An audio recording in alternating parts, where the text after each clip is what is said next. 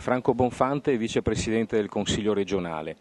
Il problema dei ritardati pagamenti ai fornitori indubbiamente fa arretrare il Veneto, che da locomotiva d'Italia si ritrova invece in una situazione di grave disagio da parte di chi invece la locomotiva dovrebbe di nuovo trainarla. Ci sono imprese che rischiano veramente il fallimento, scrivono mail, scrivono anche a noi dell'opposizione, lamentano ritardi che sono di centinaia e centinaia di giorni, a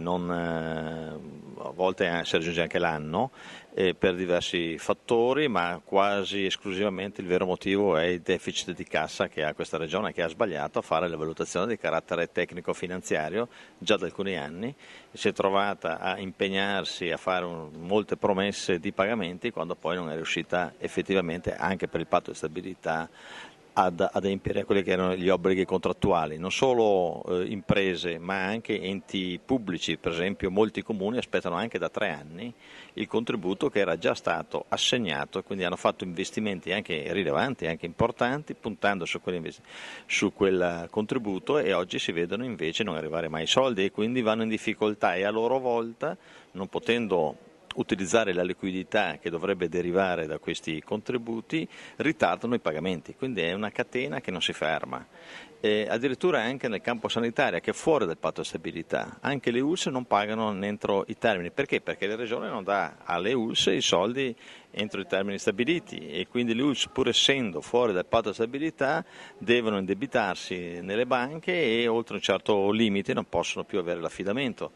Quindi è veramente un cane che si morde la coda in continuazione, e veramente non se ne sa più come uscirne. Il Veneto è una regione all'avanguardia su tante cose, una regione importante, si dice spesso il traino non solo del nord-est ma di tutta Italia, eppure cade su questa cosa che è l'ABC dell'economia di mercato. Quindi noi lanciamo con forza un segnale, un messaggio: dobbiamo rimediare a questa cosa, bisogna partire subito, bisogna trovare le forme per andare incontro agli enti pubblici, ai no profit, alle associazioni, tante associazioni a cui erano stati promessi i soldi non arrivano mai. Alcune di queste veramente non riescono più ad affrontare quelli che sono i servizi che poi vanno a favore dei nostri piccoli o dei nostri anziani, quindi veramente anche i servizi sociali vanno in grave difficoltà.